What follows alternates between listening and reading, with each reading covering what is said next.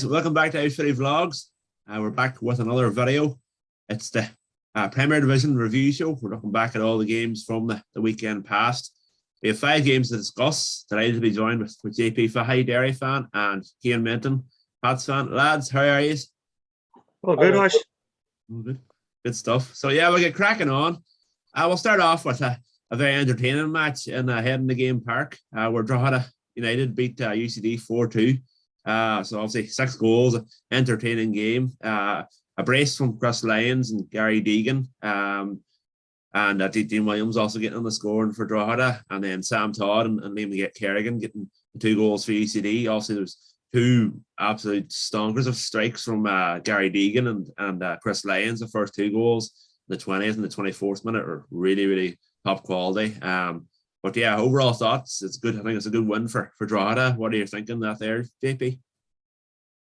Aye, well, Drogheda would have targeted this game as getting a win, especially having lost their opening 2 games. And I know we spoke about in the review show or preview show that maybe panic has maybe started setting into Drogheda, but I think it was a good win for them. 4-2. They got plenty of goals as well, and they'd be delighted they get on the board. As you touched on there, that the opening 2 goals were absolute top quality. The third was a bit, from a UCD point of view, a bit poor to give away. They didn't stop the cross, and then the striker just bundled it over the line. But fair play to UCD, they didn't give up. They came out in the second half, got themselves back in it. Sam Todd up from the back for a corner. But Drogheda just went and got the 4th, killed the game again. But the second goal from UCD, another good strike from Liam Kerrigan. But I have to ask questions of the goalkeeper there. What was he doing away out there? I know there was a mix-up in defence. Keith Cowan headed it clear. But at the end of the day, it's that far out. He either stays or he lets his defenders deal with it. Or if he's coming, he has to give a shout. They'll be disappointed they concede that goal. But look, they'll be more delighted that it didn't cost them any points, and they're off the mark now, Drogheda, in terms of wins. Yeah, it was a big match for them. As you were saying, it was one of those kind of 6-pointers. You're kind of thinking to yourself, them 2 teams will kind of be in around the bottom court come the end of the season, and we'll see what happens. Obviously, it's early days and so on. What are you thinking of that there, Kino? How do you think? Yeah, look, great to see that they opened the gates and just let people in. They didn't charge anyone, and it probably couldn't have worked out any better for Drogheda, in terms of that. It was, look, it's a game that they were expecting to win. You should be expecting to beat UCD. If you're going to open a game for free, you want them coming into a game that you're probably going to win. And, they won it well. UCD got themselves back into it, but they were never really in the game, even though the scorelines were close at times. Some really good goals. Fantastic atmosphere. The place was rocking. Honestly, it looked like a big party. It looked like a great atmosphere. I think the place was buzzing. I think Drogheda are doing everything right off the pitch, in terms of how they're running their club, and I've a lot of respect for the people up there. But I just think doing what they done, opening the gates and stuff like that. To be honest with you, they probably would have got 900 people if they're lucky against UCD, So to open it, get a full house, it can only do wonders. If half of them people bought a scarf, do you know what I mean, or something, then we're going to make a decent amount of money here. And look, it's great to see. I have to say, it was a free hit, really. They weren't. Sure, half the people probably there, or a quarter of the people there were season ticket holders or people that are going anyway. So they only got an extra couple of bodies in when you think of it. And in fairness, look, it worked. It was a win-win. They got a fantastic win. Some screamers, like top goals, in fairness, in that game. Probably the game of the weekend. And definitely, look, it was great. UCD, I think they'd be. Look, I know they got 2-0 all draws starting the season off, but I think they'd be happier if they lost one and won one. The points at the end of the day is what adds up. And I know it was 2-0 all draws, but saying that if you win one game, you get 3 points, and you're higher than you are now. So I think points on the board for UCD, especially this early in the season, is vital. It's important that they didn't lose, especially to Harps and stuff like that, though. I will add. Teams around them, yeah. The teams around them are the ones you need to be at least not losing against. I'm not saying winning, but if you don't lose against them, you'll give yourself a chance. So, it's gonna be a slog. Everyone knows that, I think. But before the summer, there's talk of this, the best of the new bunch coming through. I'm heading off then to other teams in the league or even England or wherever it may be. So they need to pick up as many points as they can between now and the summer, and then reassess in the summer and see where they are. But look, it's games are going to come thick and fast. They're not going to lose every game. They are going to take points off teams. I've no doubt about it.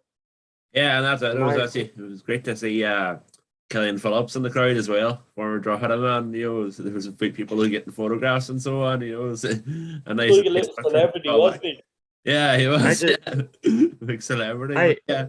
I feared that UCD could end up an hour Longford, if you know what I mean, from last year. I think they unexpectedly got promoted, maybe a year, 2 years sooner than what they maybe anticipated. But there's no doubt about it. They will come up and give teams a good game. But Cian touched upon it there as well. The summer is going to be key for them. So I think they need to get points on the board before the summer. And then just basically, as Cian touched on, see what. But I just fear that they could be an hour Longford from last year, and it's all because they've probably got promoted maybe a year or two too soon.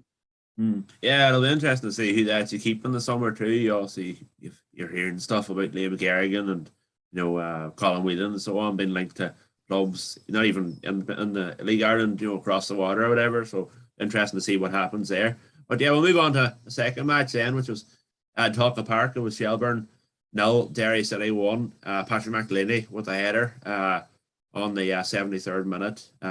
Scrappy enough goal. And it's another 3 points for Derry. They'll be fairly happy enough. They're sitting top of the table with Dundalk obviously not winning last night. So I'm sure JP is licking his lips at the minute. Overall thoughts on that there, Keno? We'll start with you. Look, scrappy game again. There was nothing really. I don't think Derry showed up really. I don't think Shells showed up really. But look, if Derry want to be at the top of the table, like I said it last week when they drew with Sligo, they're the games they need to be beating. They're the games they need to be winning. And they got it. They got the result. They were solid. Look, Shells didn't worry them. Shells never looked like scoring. But Derry had a couple of chances here and there, but it was petering out for a draw. And I do think probably even early on, like I said, you can't. Look, obviously they weren't to know Rovers were going to lose and stuff like that, but they're the benchmark, and you need to be picking up points in these games that are tight. This is what your Shamrock Rovers do. This is what your Dundalk and Cork used to do. You're picking up these points in tough games. You're coming out with 1-0 wins and scrappy wins, and that's what that was.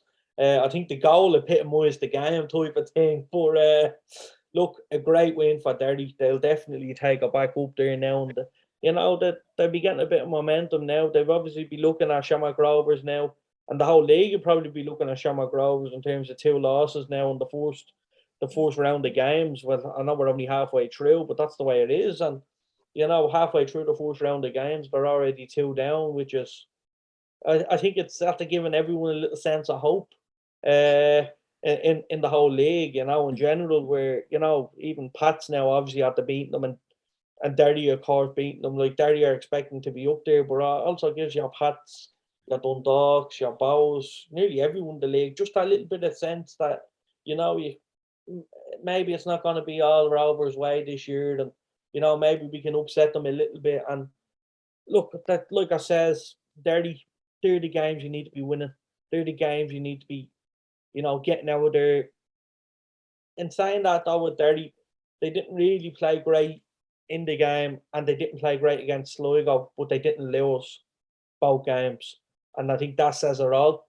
And it's great to see them back again. They're obviously top of the table. Look, I don't think anyone looks at that now at this stage, but look, it's great to see. And for the Shells, though, would be, just a little bit worried up front. Moylan looks like a player. He really does. But, Dan Carr, Sean Boyd, will they get you 10 goals? I doubt it. And, I think that's where they could be lacking. But, look, Shells are going to be mid-table, in my opinion. They're going to be like Drogheda. The Drogheda last year for me. They'll be mid-table. They won't be acting great. They won't do anything out of the ordinary. But I don't think they'll have any worries to the other end either, because they are solid enough defensively. And look, that's what I think. Shells will be mid-table anyway. Yeah, and it could just to get a first year back in the Premier, to stay in the division is probably it would be a good achievement. JP, your thoughts? Obviously, top of the league. I'm saying you're happy enough, and you're looking forward to the season. Well, it's only 4 games in, but the main thing is they've had 4 tough fixtures and they've come out of them unbeaten. Yeah. Friday night was a bit better than performance was a bit better than what it was on Monday night. The first half was pretty dull in terms of chances from both teams. McGonigal had a half chance, Shelbourne had a couple of half chances, but you could see that Derry had a bit more quality about them, especially at the top end of pitch. There was 3 or 4 occasions Derry had lovely little build-up play. They just lacked the final pass. That was either overhit, underhit, or Shelbourne cleared their lines. There was one chance in particular near the end of the first half for McGlynny with a brilliant through ball for Joe Thompson, and they opted to try and find the pass rather than shoot. When I know Rory Higgins was going ballistic at him for not shooting, but that was a choice that they made. And the second half, Shelbourne came out and was basically Derry was like saying to them, right, what have you got? Shows what you have. And they didn't really lay a glove on them. And then Derry just upped the tempo. And as the tempo up, the spaces started to create the chances, albeit they were limited, but they were starting to come. McGonigal fired over. A great ball down the side, and he fired over. And Derry got a couple of corners. And then it was the goal. It was a scrappy goal, as Cian epitomised it. The goal probably told the story of the game. It was a great header from Ronan Boyce. Keeper's probably got to do better, but to be fair to McGlynny, he has to be there, and he was there, and he tapped it over the line. And after that, Shelbourne didn't really threaten Derry. But look, it's only 4 games in. There's still 32 to play. Cian's touched on it there. Rovers have lost 2 games, and we're only in the first set of matches. But as we know, Rovers tend to be slow starters anyway, and as the season progresses, they'll probably start to click. But the main thing is for the likes of Derry and St. Pat's is when Rovers don't win, they have to lay down a marker and say, right, if you don't win, we're here. They take the mantle. And that's what Derry have done. They've got themselves a 1-0 win. St. Pat's have beat Rovers, and it's just about now, but building on them scrappy ones and turning them into even more points as the season goes on. And look, yeah, delighted to be top of the table, because this time last year we were down end of the table without a point. So no, delighted, but at the end of the day, we know football can change pretty quickly, and let's hope that for Derry's sake, can keep it up. Agree with Cian. Shelbourne will not be any baller of finishing in the bottom two this year. I think they don't have enough. I don't think they trouble the top 4 in terms of Europe. But I don't think I think they've got a wee bit more than enough to keep themselves away from the relegation places. Yeah, that's fair enough. Yeah, so I'll say not a bad start for Shelbourne, obviously sitting in 7th, and the long season ahead, as you mentioned already. I think most people are kind of thinking they'll be okay. Come towards the end of the season, we've got a win there, and they've got a draw. So it's not the worst start for them. Move on to the next match. There was a Bal Buffet from Harps against the Bohemians. Obviously, promised on my share opening the score on 52. It was a ball from Ethan Boyle. It was ricocheted back out from Ethan Boyle, and Armashare just hit it first time and beat McGinley to his right. And then obviously Ryan Connolly equalising on 66 with a really good finish. Good work down the left hand side with Bash and Harry, a good assist and so on. So obviously, it's early days as we mentioned already, but Harps will be I'd say Harps will be happier of the two. I think Bows had a lot of chances here, and I think they'll be kind of kicking themselves that they didn't come away with the 3 points. They obviously sit in fifth now, and obviously they have 3 games played, obviously because the first match was cancelled. But I think Harps will be the happier of the two sides. It's a good point for Harps, against a team that will be up towards the top end of the season come whatever November. So yeah, well, what do you think of that there, JP? Or it was a good point for Fun Harps. From what you've been telling me about the first couple of games was that they played well in spells. And we know Fun Harps can do that. I think against UCD, the UCD keeper was probably a difference in the game and kept it at 0-0. And from what you told me about Dundalk, they were good in the first half and just lost their way in the second half. So it's no surprise that they've dug in and they've got a point against Bohemians. And I think the fact that they've come from behind in this game, they get the point as well, will make it even more pleasing for Ollie, because there've been a lot of questions around the players that he's brought in. Do they have the fight? Do they have the hunger? Are they here to make themselves better? Are they here just they get playing football? So it was a lovely work goal. McNamee and Heary linking up, and then Connolly sticking in the top corner. And there's been question marks raised about Bastian Heary, because if Finn Harps can get the Limerick Bastian Heary, they'll have a top player in their hands. Because I think in the last few spells at different clubs, it just hasn't happened for him for whatever reason. I know last year Derry was more of a bench player coming off a bench, making an impact that way. But Ollie Horgan obviously sees something in him. They play him from the start. But Bows, will be disappointed that they didn't back up a great one on Monday night against St. Pat's with another one here today. But I think Ballybofey is a tough place to come. It has always been a tough place to go, especially under Ollie Horgan.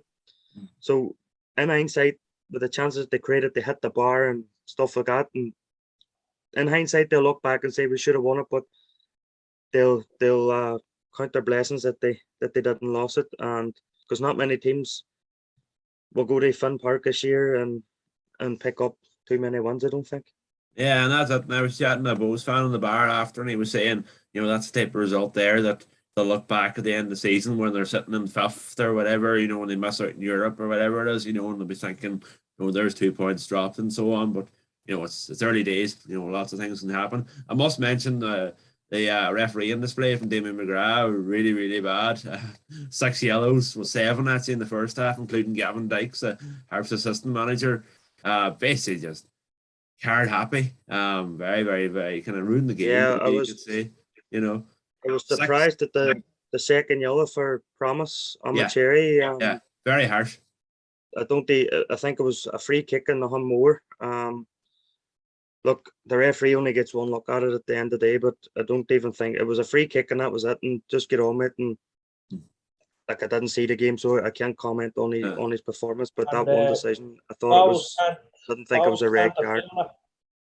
No, second yellow. Second yellow, they can't even appeal it, so he is out for the next game, which is he's off for out for the derby now. What are your thoughts on that match, Keno? Or we actually seen this game. Fair play to one of the Bows lads who let me logged onto his LOI TV to watch this. So I was seeing the game. You know what? I was impressed with Harps. But like I said, and I think Ollie touched on it in his post-match interview, he would have rather lose against Bows and beat UCD. And that's the way it is. I know you got 2 points, but like I said, it's all about adding these points up as quickly as possible. And Finn Harps aren't looking to get points off Bows. Look, by all means you'll take it, but you're looking at UCD and they're saying I want 12 points out of that. So that's the other side of it. But look, I'm not taking that away from Harps. They were great on the night, I thought. They looked after the pressure very well. McGinley knows how to manage the game, and I think everyone knows that in the league. And McGinty actually a Sligo is not far off. You'll see that as the season goes on. But no, McGinley, I thought, he done well in goal. He obviously had to have a great game, and I think that's McGinley. He probably has to have a great game every week if Harps want to get anything out of it. Well, look, Bowles were well on top in this game as well. As good as Harps were, Bowles' quality really shone through. They're going to have the question marks. It's similar. It's similar to the Man City situation, Bowles, where they haven't really got an out-and-out number 9. And, they're going to win games like against Pats and stuff like that. And they're going to say, no questions are going to be asked. And the minute they go in and the minute they don't win a game or something, they're saying, we're lacking a number 9, we're lacking a striker. So, you're stuck in a situation there. That's going to be the talk of the season. I know they have Promise, who, for me, is better playing off the right, and he cuts in. I think he's excellent at that. I don't think a fullback can stop him when he's on. Look, he's obviously scoring goals down the centre, so if it works. But for me, I think he's better coming in off the wing with a number 9 in there. And I don't know if Cassidy is going to be our man for that. But look, we'll see as the season goes on. But, they need to, these are the games you need to be winning. If you want to have aspirations of Europe, you need to be going up there. It's a tough place to go, but every game is tough. But if your team is good enough, you should be going up there to get a win. Look, Harps, what a finish, by the way, from Connolly. It was, honestly, and the place was buzzing up there, Rush. You were obviously up there. It looked great on the old LOI TV, now I have to say. The town end, yeah. Yeah, I have to say, it looks great. I always think back to some good goals up there. And behind that goal, when the ball goes in, it's one of the best, in fairness. The atmosphere is great. Yeah. I remember, was it Bowles? I think it was Bowles in the cup last year. Was it? Dundalk, sorry, in the cup. Yeah. 3-3, yeah. Out of the game, and he came back right at the end. John Boyd, Atmosphere, it was buzzing. I just think, obviously, it's tough to get up there in this tough place. I thought the pitch was actually in good nick as well. Obviously, it helped with the game being called off, but the pitch looked well. We'll get onto the Sligo pitch now in a minute, but the pitch looked well in this game, and I have to say I'm impressed with Harps. You don't know these players coming in, but at the minute, they're starting to gel a little bit. They're starting to probably realise what the league is about a little bit. And look, there's no better man to tell you what the league is about than Ollie Horgan. And that's one thing I know with Ollie. Any player that plays under Ollie absolutely adores him. Ollie is the man, and he gets every grain out of every player. And, that's skill in itself. And I think, he's the difference. I think, being honest with you, if any other manager at this minute in time was up in Finn Harps, I don't think they'd get half as much out of that team as Ollie. So, it's good. It's working at the minute. They will need to start turning draws into wins if they do want to be out of that thing, because at the minute they're probably, everyone is nailing them in as 9th already, and and I think that's the way it is. But they'd be wanting to prove people wrong. They there's a lot of games early on the season now, Friday, Monday jobs, and it's ridiculous, but that's where you pick up your points. And that week, that week alone, things can look totally different. So, it's tough. Tough for Harps, tough for Derry, tough for Sligo. Because I was only saying earlier on before we were on that, it's every second game. It's, in and around a 4-hour journey. Do you know what I mean? For away games. And it's ridiculous to have on a Monday night away and stuff like that. But look, that's the league, I suppose. That's the way it is. But, I think Finn Harps and Derry will be delighted they don't have to get out the water for their Cork or Limerick or, things like that. So, that's the other side of it. But look, I just think Harps now will need to start winning if they do want to get up there. Just pick up as many points as they can. They'll be looking at Pats next week now, and they'll be looking at how Pats have been playing over the last couple of weeks, and they're very inconsistent. And Harps will be wanting to put it right there. They obviously battered us up there last year, so they'll be it's gonna be a good atmosphere up there next week, and I think the fans, 12th man, and it's tough to get up there, and I think Bow's experienced that, and I think a lot of teams are gonna experience it, but I still don't see Harps in and around any higher than 9th at the minute, but I think Ollie and I think everyone will bite your hand off on 9th position at this minute in time. But as always, yeah. Yeah, no, as always, Ollie always happy enough for the 9th place. But it's good that Harps got their actually first goal of the season too on Friday night. So that could hopefully that could be a problem this year where Harps struggle to score goals, but hopefully not. And they've got that first goal, so hopefully the floodgates will open. You're probably going to rely on midfield, aren't you? Ocean, aren't you?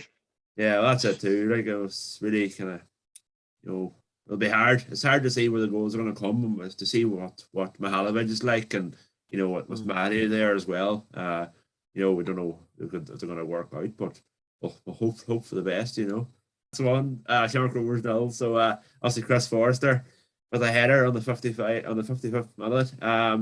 I just seen the highlights of this here. From what I watched, it looked like Shamrock Rovers had a good lot of chances to get back into the game, and kind of Pats were hanging on towards the end. Keno, you were at this match. What are your thoughts on that? Happy enough? Yeah, look, it's 28 since we've last beaten them, and in fairness, over the last couple of years, since COVID time or just before COVID, Pats were probably the only team that was really putting it up to Rovers in the one-on-one games. We were getting draws off them. I don't think they beat us. They beat us obviously last year twice, but before that, I don't think they beat us. We haven't beaten them since 2018, and I think they probably won 2 or 3 since then. If you know what I mean, a lot of them were draws, and we can always raise our game against them. Look, it was a good performance from Pats. They were solid. I think they limited Rovers to very few chances. Now, the few chances they got, they probably should have stuck away in terms of a header, a Rory Gaffney chance. Stuff like that. They should have put them away. But first half, with how Pats were solid.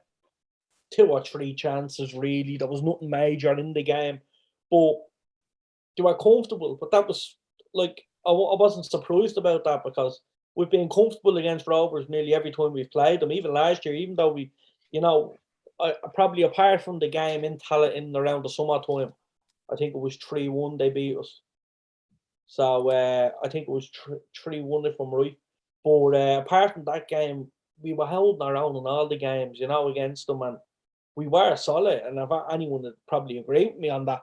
But, second half starting, and we obviously got the goal early on. I think I stand to be corrected on this, but Chris Forrester last scored, or if anyone remembers, back in 2013, we played Dundalk. We were level on points going into the game. Whoever won it, there was about 4 games to go or something, but whoever won it was going to win the league, if you know what I mean. I remember. And it was live on RTE, and Chris Forrester got a smashing header. I think that's the last time Chris scored a header for us. So it was a nice important. Now I stand to be corrected on that. And then Darryl Kavanagh scored a screamer that day, and then Stevie O'Donnell got sent off for pushing Gerard O'Brien. But I have to say now, my first time experiencing a full Richmond Park for a league game in all my life. It's the first time you couldn't just walk up and buy a ticket. Like, obviously we played Chelsea and Spurs and Newcastle, but that's shite, that's all shite. blue jerseys and no, that's shite. But inside that, just to see all the Pats fans there, see all the Rovers fans there, the place packed, 4 stands fully jammed.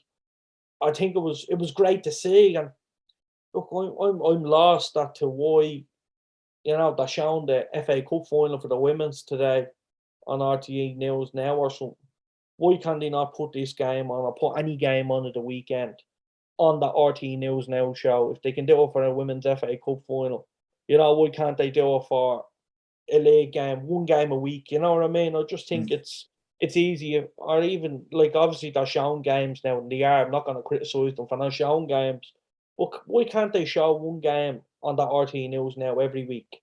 Yeah. And I think people will be looking at it because look, the game wouldn't have got you up off your feet, to be honest with you. Now there's no doubt about it. Pat scored and then we held on for dear life. But when I say held on for dear life, we limited them to very few chances. We were comfortable in defending. Look, in the back of our heads, it was a big psychological win. Because in the back of our heads, Rovers scored late against us 3 times last year. And, that it was obviously heartbreaking. And, you're trying to push them, you're controlling the game. And even up until at the start of the season, we bashed them for 70 minutes and they still went on and scored and then won on penalties in the end. But, it's still class that game as a draw, but they still got a late-ish goal. And so that was a big thing. It was always probably, Pats fans were probably expecting them to score. Do you know what I mean? I think Rovers were expecting them to score and just to hold out for that psychological side of it in terms of saying, you know what, we didn't concede against them. Our first win since 2018. I've seen us defend, but I've never seen us being gritty. I've never seen us, being that type of team. Pats were always a soft type of touch, you know what I mean? When teams are coming and, even like Derry, when they probably weren't great, were probably fancying their chances coming down, and that speaks volumes for it. But now that grittiness was there on Friday night.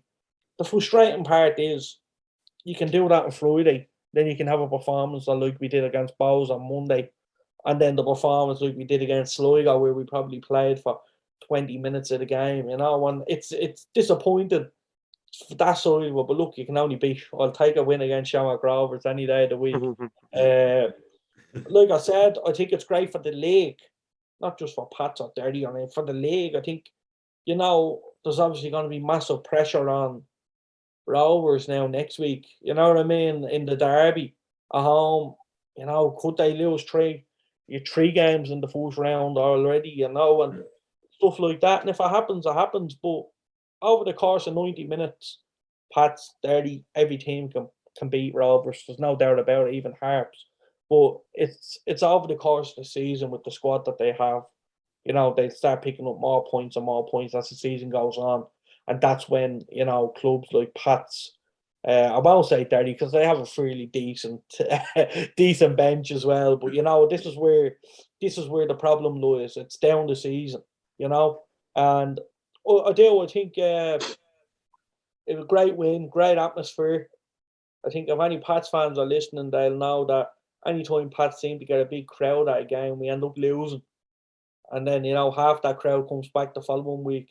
But, we got a big crowd and we've won. Like I said, the first time we ever experienced a full Richmond for the league game. And I have to say, it was weird. It was crazy. And, you're going up, you're looking around, the place is jammed. And that's not only in Pats, that's everywhere and over the whole league.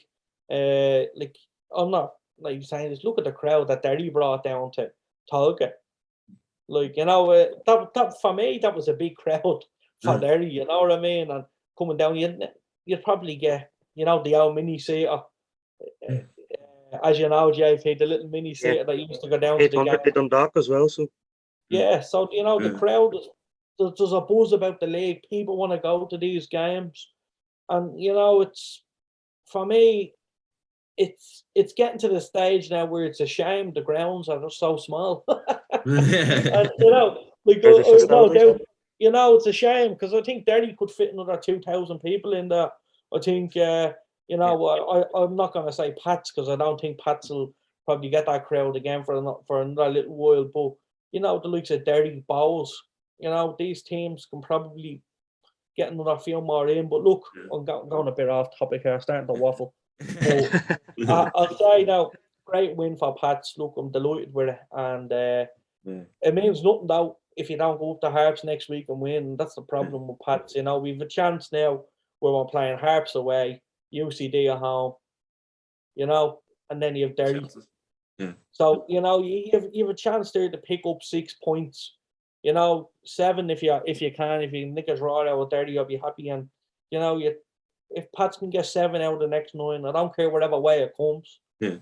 You'd like to think you'd beat Harps and you'd beat UCD and get a draw off Derry, but we all know football doesn't work like that. Yeah. But I'll take 7 out of the next 9, and just if you can stay in around the top at this minute in time and not lose ground, I think come towards the end of the season you have a little bit of a chance. Yeah, and I think it's important result for Pats considering they lost to Sligo and Bows, as you mentioned already. JP, your thoughts on that match? Aye, well, it's a good one for some Pats. They needed a reaction after getting a very good start against Shelbourne, and then 2 probably below par performances against Sligo and Bows, and it definitely would have given them 2 below par performances. Definitely would have been something for them. They use as motivation. They show that they can compete in one-off games with the likes of Shamrock Rovers, but as Cian touched on it already, 2 defeats for Rovers in the opening set of matches. In the opening 4 games, not even just the opening set of matches, but they've won 2, lost 2, and it should give the other teams in the league confidence that when they go and play Rovers that they can get results against them. Over the course of the season, many people will see Shamrock Rovers as having too much when the prizes are being handed out at the end of the season. But what it'll give Stephen Bradley as well is a chance to say to his players, look, everybody's tipping you for the title, but that's not how football works. If you've only won 3 in a row, you just need to do it on the pitch, not. And I'm sure the players aren't thinking along that sense, but if they go and lose the Bows next week, they've lost 3 out of 5. Can they, out of the next 31 matches, how many will they lose over the rest of that? Can they afford to lose 3, and then will they lose more than 3? It just poses questions for Shamrock Rovers as a group.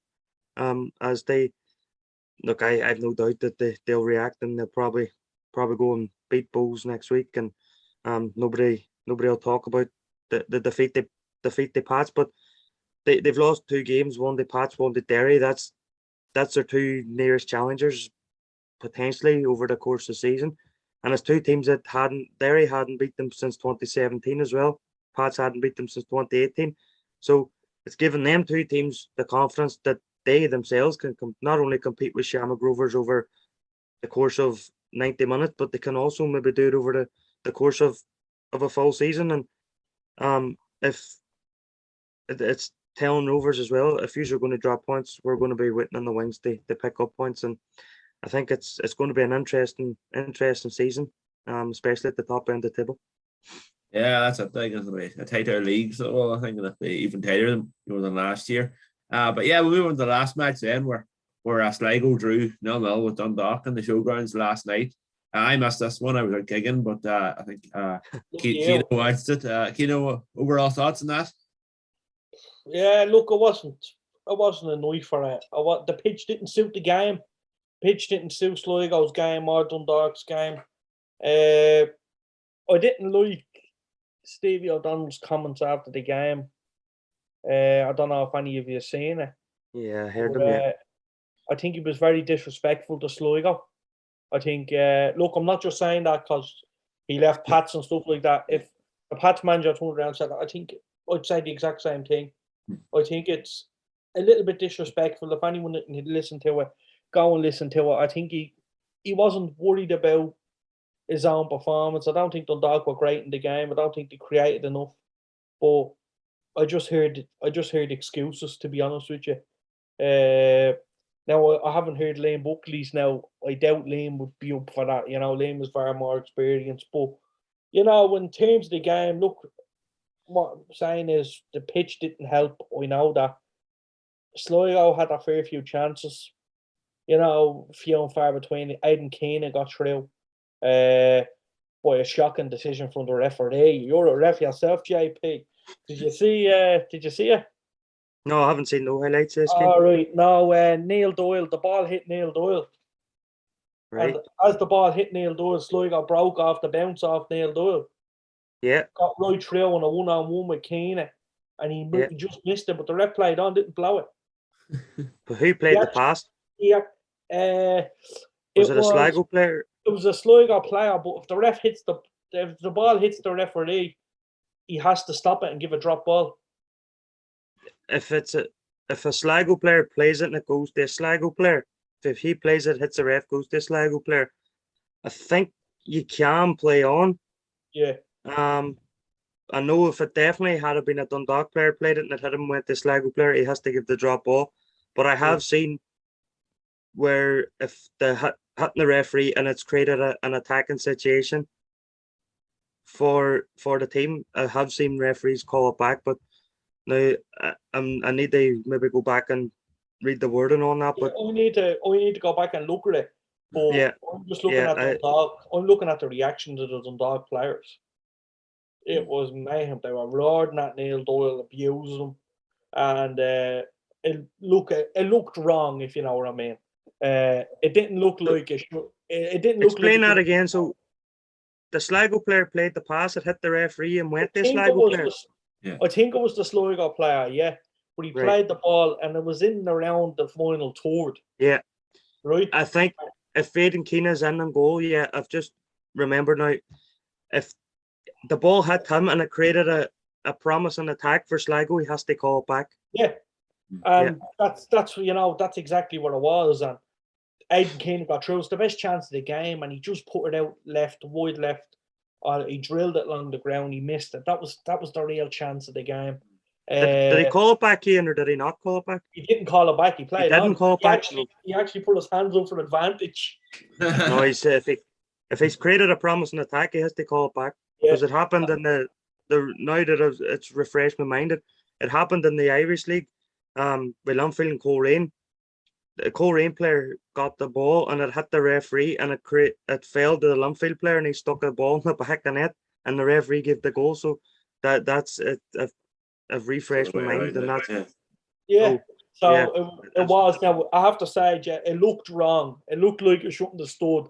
And going by the reaction to the Dundalk players, let's just say, I don't know whether they were asking him how his day was. I'd say there was a lot more serious than that. But look, I wasn't annoyed really. But again, I will stress, both teams didn't lose any ground on each other. Sligo are probably being tipped off to be probably finishing a lot lower than they did last year. And I'd be one of them to say that, but they've started really well this season, picking up a point in the Brandywell, obviously winning in Richmond. That's a fantastic start. And Dundalk, they're three. And when you think of it as well, they should have had Bowles. So you have Bowles, you have Pats, you have Derry, you have Dundalk. It's look, there's no easy games in this league, but I wouldn't say that would have been forced on Sligo's list if they had a chance to play teams. And it was a poor game. I thought it wasn't one for the neutrals. Sam Bone played left full and actually wasn't that bad, I thought, for Dundalk. It's a tough position to play, especially when he's the most right-footed player I've ever seen. He looked so awkward trying to turn and kick the ball. He was kind of turning on his inside to try and kick the ball, and then he was trying to clear it with his left foot, and it was tough night for him, but he managed it well, and I'll give him credit for that. I'm looking at. I have to say, I like the look of Connolly centre half for Dundalk. I think he could be a big addition to them alongside Andy Boyle there, and obviously Garts. But Sligo for me, Gary Buckley is a Rolls Royce of a centre half now in this league, and for me, he's up. He has to be. I know they play the game less, but he has to be up there for player of the month. In my opinion, I think Gary Buckley has been fantastic. We always see top scorers or goal scorers getting this award, but I have to say I think Gary Buckley is up there this month for me. I think he's really good. But like I said, I think Connolly for Dundalk is really coming into it. I'm liking the look of him. He's a big presence about him.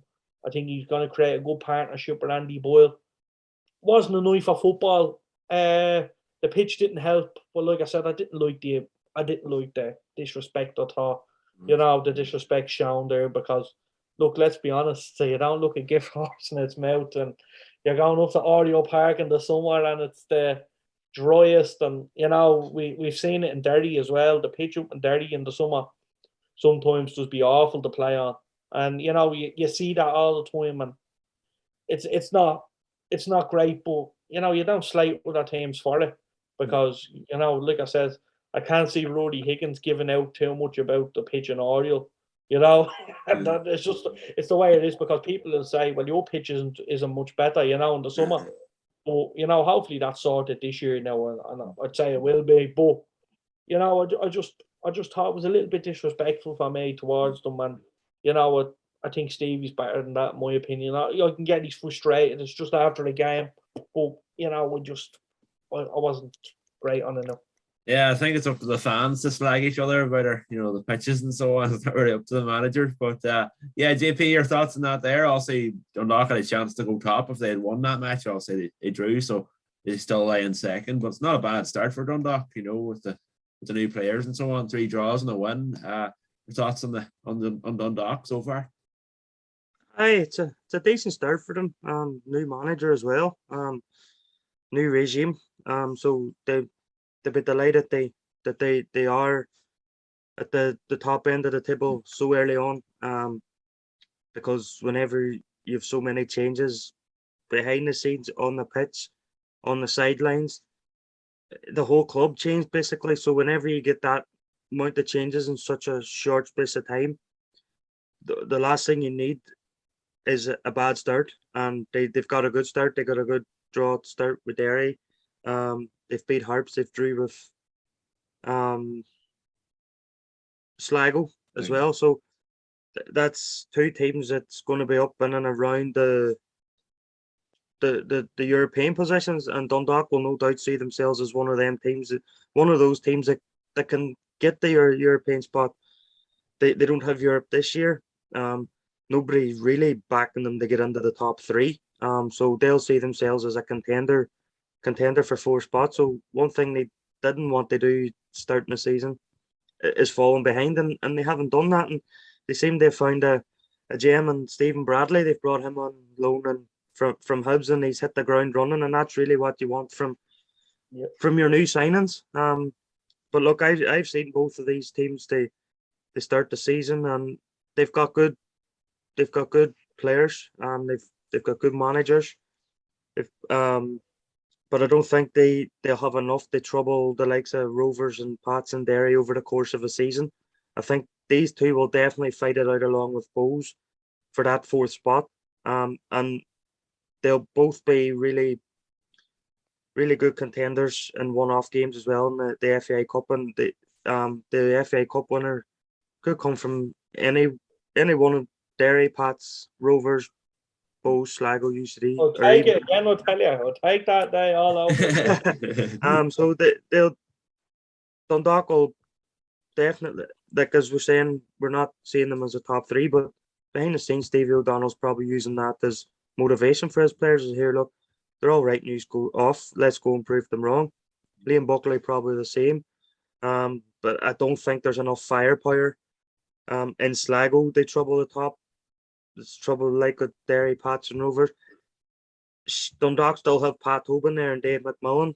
Can they get the service to him? Like they've lost Duffy and McElhinney, and Patchen, who would have been their servicemen for them over the last couple of seasons. But no, it's a good start for both teams. They're both unbeaten, and they'll no doubt want to kick on now as the season's starting to settle in.